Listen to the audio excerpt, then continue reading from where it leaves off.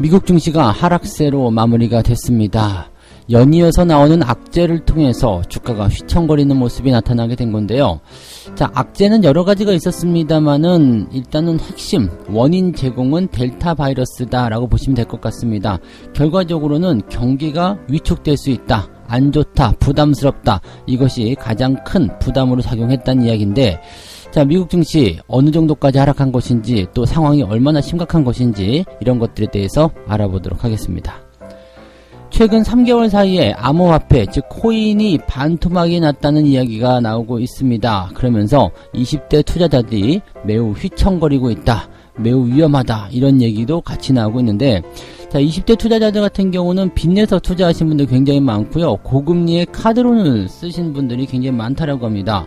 자, 그런데다가 지금 시장 상황이 안 좋다 보니까 리스크를 회피하고자 하는 그런 투자자가 늘어났고, 또 코인이 리스킹하다, 이런 분석이 나오게 되면서 주가가 이런 코인의 가격 하락을 부추기고 있다라고 보시면 될 것 같습니다.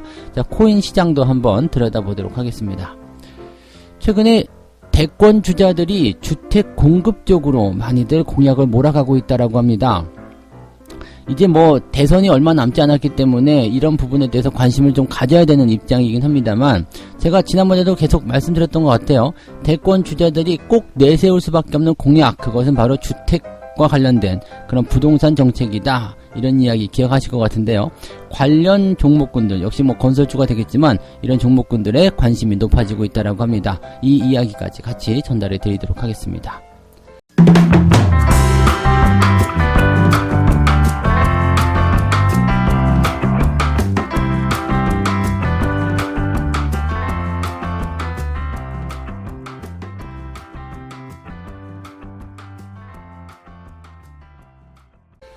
네, 반갑습니다. 자, 오늘은 7월 20일입니다. 자, 오늘부터 시작해서 이제 7월의 말 시점으로 들어가는 모습인데, 일단 미국 증시가 조정을 받다 보니까 아무래도 이제 큰일 났다, 또 이런 생각들 하실 거라고 생각합니다. 증시가 제법 큰 폭으로 빠졌어요. 미국 증시 같은 경우가 다우지수 같은 경우는 2% 하락을 했고요. 나스닥은 1% 하락을 했습니다. 이게 서서히 빠진 게 아니라 시작부터 빠져가지고요, 조금 더 내려서 마무리가 된 그런 형태라고 보시면 될 것 같고요. 뭐 막판에 조금 회복하려는 모습이 있었습니다만은 재료가 없어요. 이번 주에 뭐 이미 어제 시황에서도 말씀드렸지만 이번 주는 재료가 없어요. 그래서 주 초반에 나타나는 변동성을 그대로 흡수할 수밖에 없다, 이렇게 말씀을 드렸죠.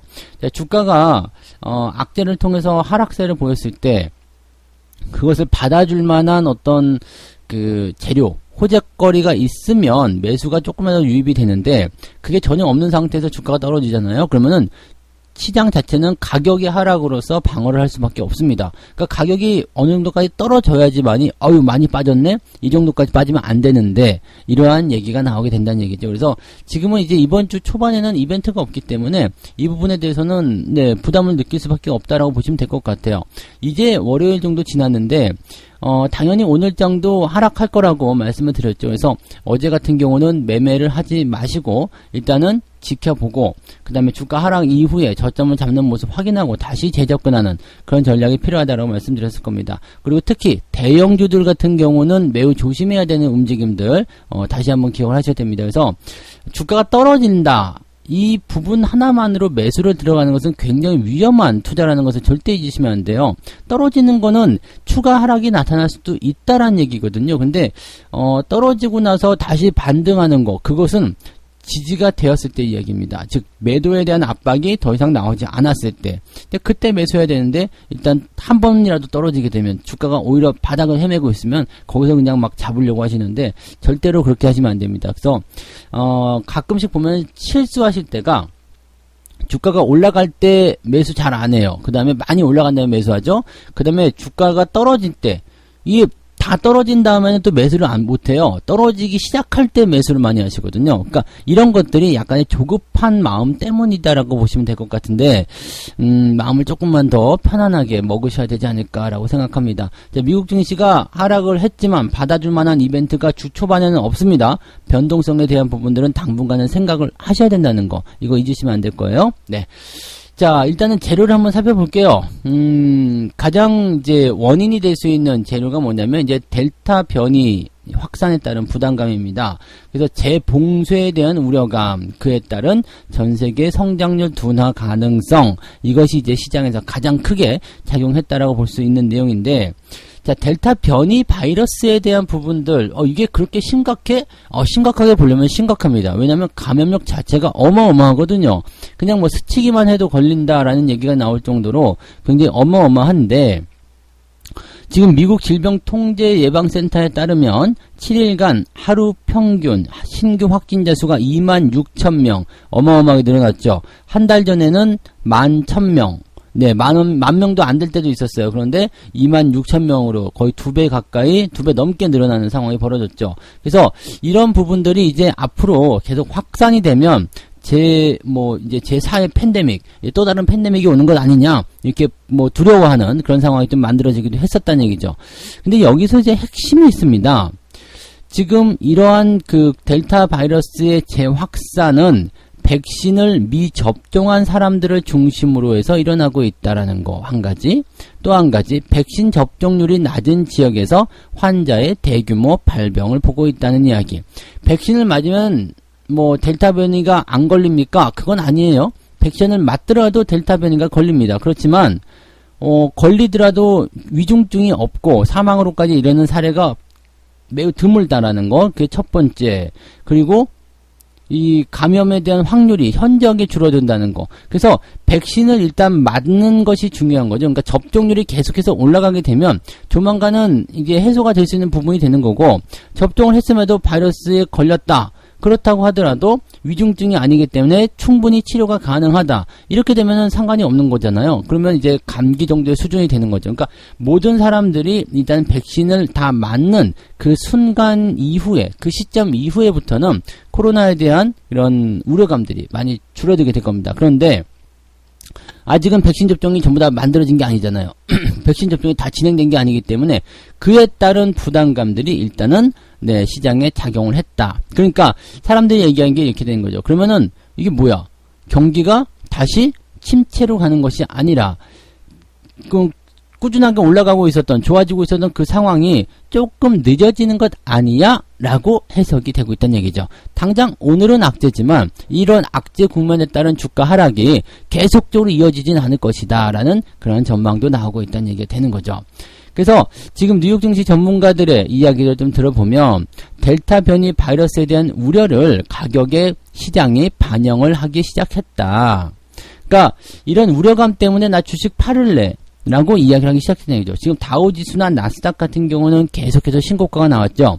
여기에서 지금 수익이 난 투자자들, 나는 꼭대기에 사가지고 수익 난 게 없어요, 그런 분들도 있겠습니다만, 그거는 그분들 사정인 거고, 이미 시장에 참여를 해서 시장을 끌고 올라간 매매 주체들은 수익을 너무나 많이 봐서 주체할 수가 없다는 얘기죠. 언제 팔아야 하나 라고 생각하고 있었는데, 너무나 고맙게도 델타 변이라는 이런 바이러스가 다시 한번 팬데믹을 일으키네. 자, 지난번에 경험했었죠. 이 바이러스 때문에 내가 주가가 굉장히 많이 하락했었잖아요. 그래서 나도 너무 무서워서 지금은 수익 더 날 것 같은데 일단 지금은 좀 팔아야 될 것 같아요. 이런 식의 아주 재수없고 얄미운 이야기를 하면서 주식을 팔고 있다는 얘기인데, 그렇게 팔아도 뭐라고 할 말이 없어. 그렇대잖아. 그죠? 작년에 우리가 경험했잖아요. 팬데믹 때문에 주가가 얼마나 좀 안 좋은 상황을 겪었는지 경험을 했잖아요. 그러니까 뭐라고 말릴 수가 없어. 그냥 좋다고 하면서 이렇게 좋은데, 이렇게 좋은 기회에서 주식을 왜 팔아? 라고 하지만 실질적으로 뭐라고 할 수는 없는 상태예요. 나 지가 무서워서 팔겠다는데 그래서 매도를 해요. 그러면 그걸 바라보고 있던 투자자들은 에이 저런 바보들 하면서 그것을 또 잡아주죠. 그걸 또 매수해준다고. 그 일이 잠깐 이런 거에 속아서 파냐? 라고 하면서 그걸 사들이는데, 이게요, 지금 델타 변이 바이러스고 뭐고를 떠나가지고 수익이 많이 난 상태에 있는 사람들이 주식을 갖다 던져가지고 차익 매도가 들어가게 되면 단기 조정으로 끝나지가 않아요. 훅 들어가서 계속 점진적인 하락이 나타날 수밖에 없거든요. 왜냐면 매수가 실종된 상태에서 매도가 나오게 되면 점진적으로 빠질 수밖에 없어요. 그럼 시장이 전체적으로 그렇게 되겠느냐? 시장이 그렇게 되는 건 아니에요. 이게 무슨 얘기냐면, 특정 종목군들이 주가가 많이 올라온 상태에서 매도를 어떻게 해야 하지라고 고민하고 있었던 사람들에게 이 델타 변이 바이러스라는 이 재료는 너무나 좋은 거거든요. 주식을 팔아먹을 수 있는 빌미를 제공한 거예요. 팔아먹고요. 그 다음에 그 돈은 어디로 가요? 다른 쪽으로 이동을 시킬 수 있다는 얘기죠.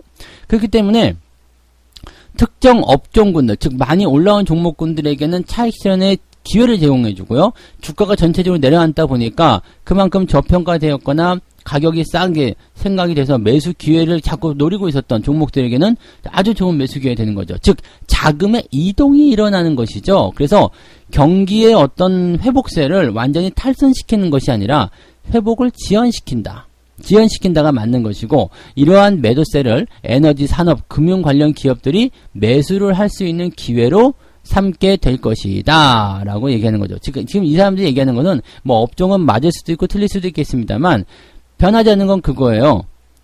이 자금이 이동을 하게 될 것이다. 주도주가 바뀐다. 뭐 이거는 미리 예전부터 말씀드렸던 내용이라서 아마 미리 시행을 하고 계시리라 생각합니다. 자, 그러니까 시장이 하락하는데 이 하락의 주범이 누구냐?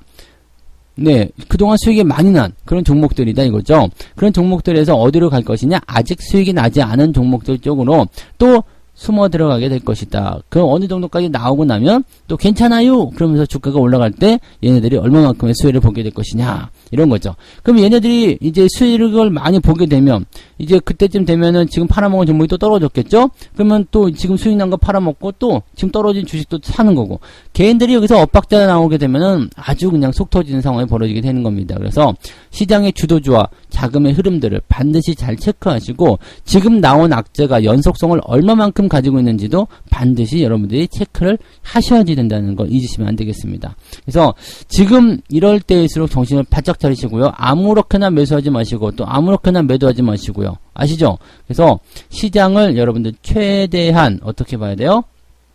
냉정하게 객관적으로 한 발짝 물러서서 그렇게 보시기를 바랍니다. 자, 아침에 주가가 쾅 떨어졌다고 해서 놀라지 마시고요. 시장이 변동을 보이더라도 정신을 차리면 수익은 나올 수 있을 겁니다. 걱정하지 마시고 따라오시죠. 네, 괜찮아요. 네, 두 번째 이야기 보도록 합니다. 네, 두 번째 이야기도 약간 좀 우울하네요. 3개월 사이에 코인이 반토막. 뭐 어제 밤에도 주가가 좀 떨어졌다는 얘기가 있어요. 가격이 또 떨어져가지고 휘청휘청한다. 근데 어제 이제 코인 가격이 떨어진 것은 저거죠. 그 팬데믹 우려 때문에 뭐 주가가 떨어지니까 이 뭐라 그럴까요? 리스크, 위험 자산 쪽으로 투자하는 사람들이 줄어들었다. 뭐 이렇게 얘기가 나왔다는데, 아, 이것도 진짜 웃기지 않습니까? 코인이 안전자산이다라고 얘기해서 움직일 때는 언제고, 이제는 또 위험자산이다라고 얘기가 나오면 이걸 어쩌라는 거죠? 이게 코인은 뭐 제2의 금이다, 뭐 금과 같은 거다, 디지털 골드? 뭐 이렇게 얘기하지 않았나요? 그래가지고 안전자산이다 해서 뭐 이쪽으로 가야 한다, 이렇게 얘기하면서 주가를 끌어올리던 그놈들 다 어디 갔냐고요?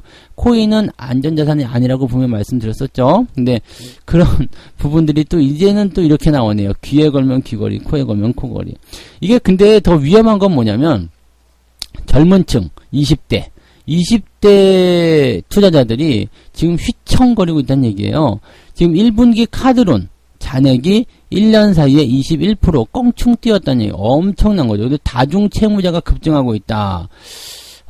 지금 탈출 기회도 계속 놓치고 있다. 뭐 계단식 하락이 나타난다. 뭐 여러 가지 얘기가 나오고 있는데, 뭐 일단 뭐 계단식 하락이고 뭐고 이거 중요한 건 아닌데, 이 계단식 하락이 나쁜 점은 뭐냐면 이게 점점 떨어져요. 그러니까 가랑비에 옷 젖는다는 말이 있죠. 점점 떨어져서 아 올라가겠지? 그게 아니라 또 쿵 떨어져요. 그러면 또 유지가 돼요. 이젠 반등하겠지? 또 쿵 떨어져요. 그러다 보면 정신 차려보면은 엄청나게 많이 빠져있기 때문에 손절매도 하기도 애매하고 그냥 놔두기도 애매하고 막 완전히 물려버린 상태가 돼버리는 거죠. 그래서 지금 이렇게 천천히 떨어진 상태에서는요, 투자자들이 정말로 느끼지 못하는 사이에 네, 이렇게 손실을 크게 볼 수밖에 없는 그런 상황을 만들어가는 그런 형태다라고 보시면 되겠습니다. 우리가 개구리를 삶을 때, 네, 뭐, 찬물에 넣고서 이제 서서히 불을 켜라, 뭐 이렇게 얘기가 있잖아요. 그러니까 뜨거운 물에 집어넣으면 확딱 놀라갖고 튀어나오니까 그냥 느끼지 못하게 그렇게 해라라는 얘기가 있는 것처럼 지금 시장도 한 번에 급락하게 되면 사람들이 쫄아요. 그래서 매수를 안 하거나 아니면 팔아버리거나 이렇게 되는데, 살살 팔게 되면은, 살살 주가가 떨어뜨리게 되면 사람들이 더 사고, 더 많이 들어오고 또 팔지도 않고 버텨요. 그럼 내가 팔아먹기 정말 좋은 그런 시기가 나오게 되는 거죠. 이게 다 얘네들이 뭐라고 하는 거예요? 조작을 하는 거다라고 보셔야 되겠죠. 네. 뭐 불법이라고 볼 수는 없어요. 내가 팔겠다는데 뭔 불법이야 라고 하지만 이런 매도에 대한 수법들에 여러분들이 당하시면 안 되겠죠. 지금 이제 이 20대 투자자들에 대한 문제를 이제 국회에서 또 이야기를 하고 있는 상태인데, 국민의당 의원실에 따르면 업비트, 빗썸, 코인원, 코빗 이 국내 가상화폐 거래소 네 군데 있잖아요. 이쪽에서 올해 1분기 신규 가입자가 249만 5,289명이 늘었는데 신규 가입자가요. 249만 명이요.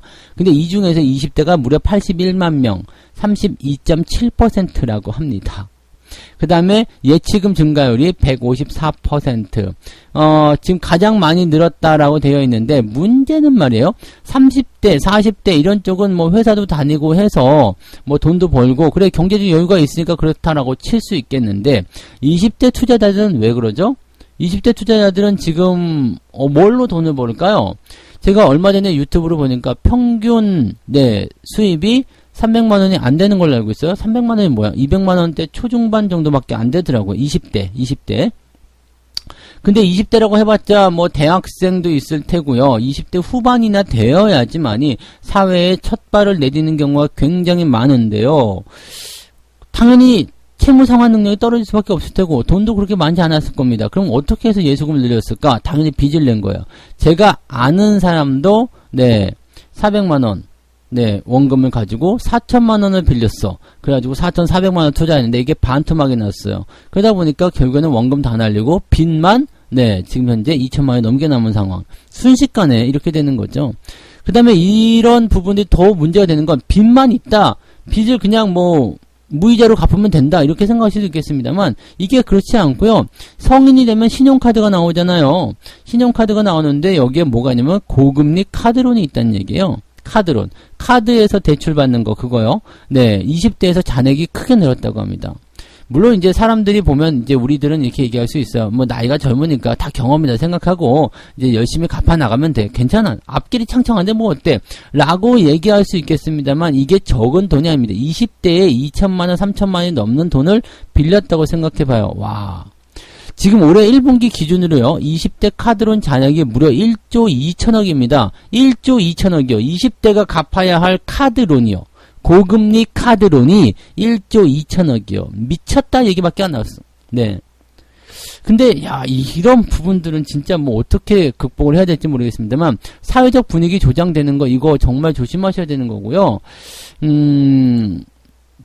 뭐 젊으니까 뭐 괜찮다라고 할 수도 있겠습니다만 그게 무기가 되면 안 되죠. 젊은 시절, 좋은 시절을 다 이렇게 그냥 낭비하면 안 되는 거잖아요. 그래서 항상 뭐 물론 경험이 없기 때문에 그랬을 거다라고 생각합니다만 이제라도 거기에서 이제 어떻게 빠져나올지 모르겠어요라고 말씀하시는 분들도 조금씩 팔아서 이제 줄여나가는 전략으로라도 어떻게든 그런 데에서 빨리 좀 빠져나오셨으면 좋겠습니다. 너무 쉽게 믿는 거죠. 우리 젊은 세대들이 너무 순수하고 그래서 그럴 거라고 생각하는데 물론 욕심도 당연히 있었겠죠. 남 주변에서 돈 번다니까 잠깐 사이에 그냥 내 어린 나이에 막 좋은 차 타고 다니고 막 돈 펑펑 쓰니까 부러울 수도 있었겠죠. 흑수저, 금수저 계급이 나눠지니까 열받을 수도 있었겠죠. 근데 그렇다고 해서 이런 식으로 돈을 벌 수 있는 건 아니라는 것을 여러분들 꼭 명심하셔야 됩니다.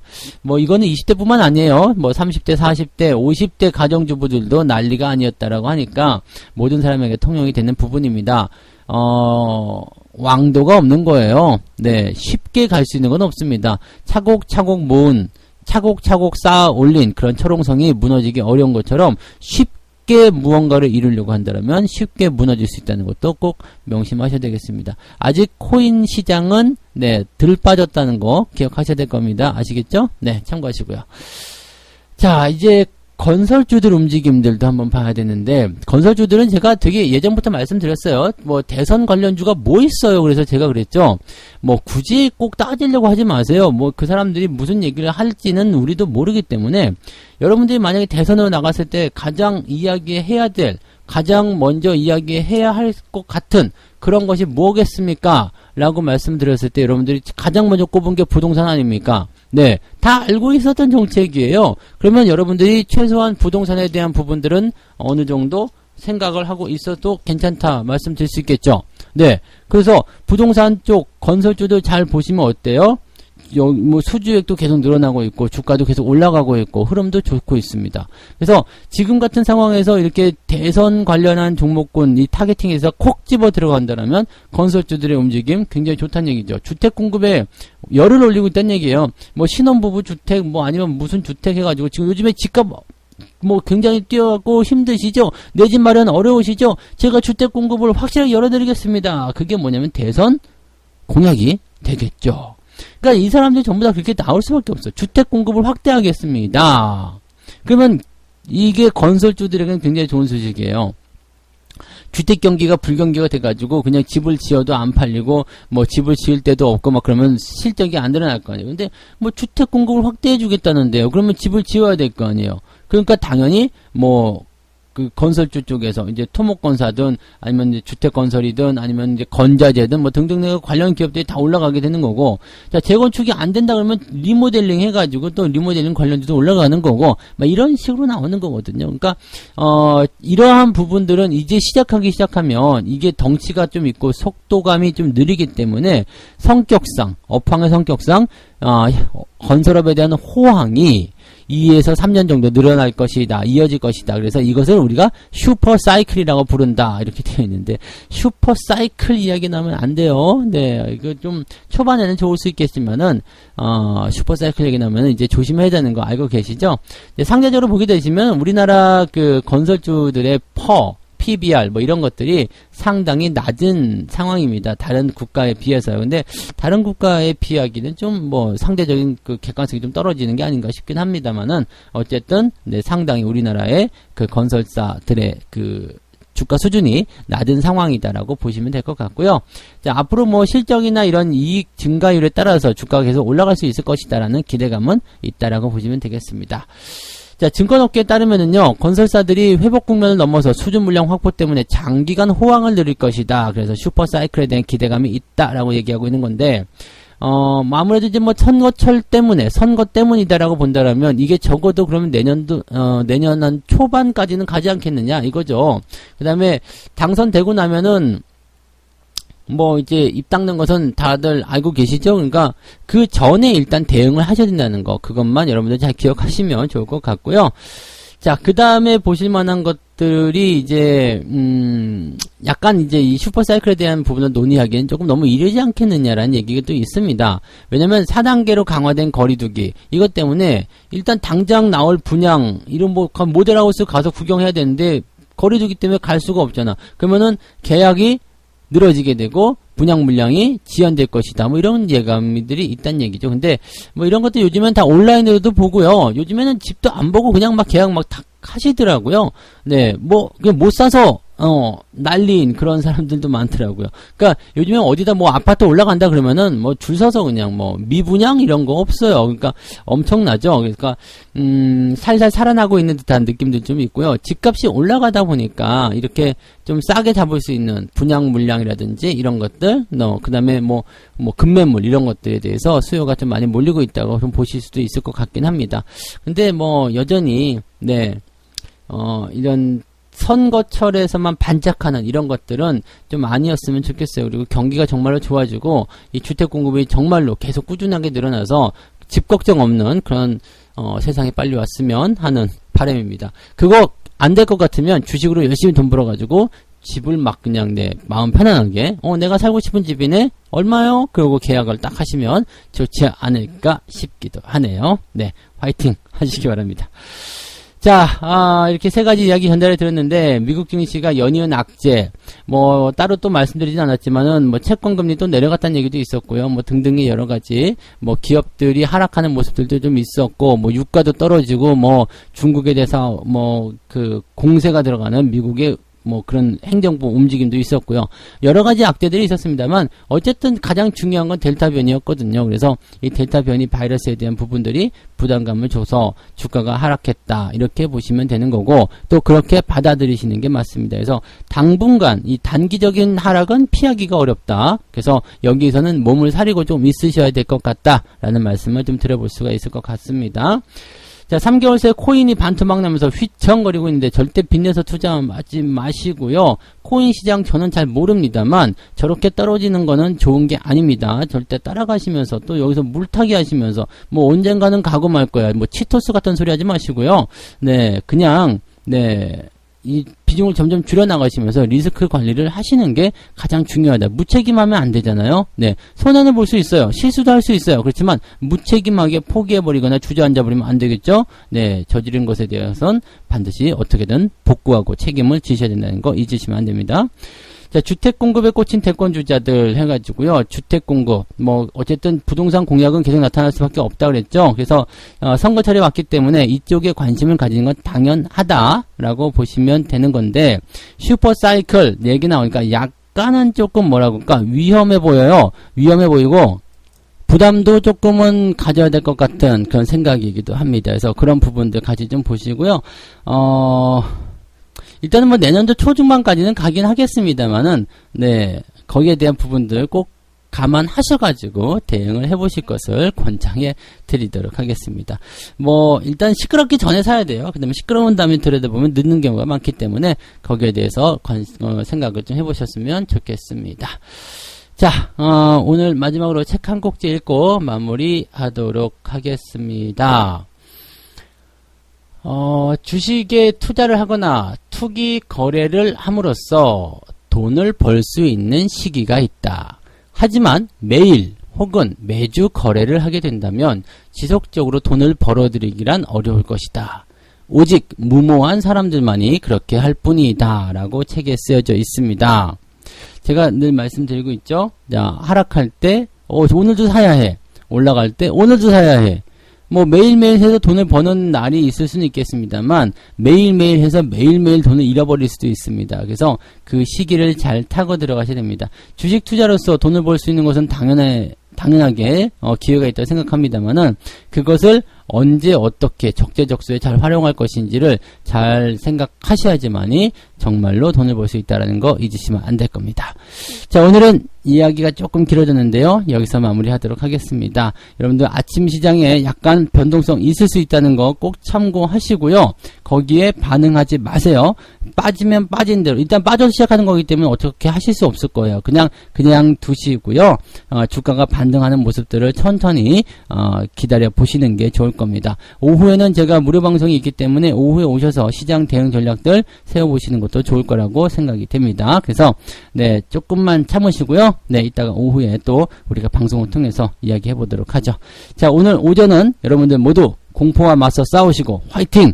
힘내시고요. 다 잘 되실 거예요. 네, 좋은 일 있으시기 바라겠습니다. 저는 장중시황에서 다시 올게요. 고맙습니다.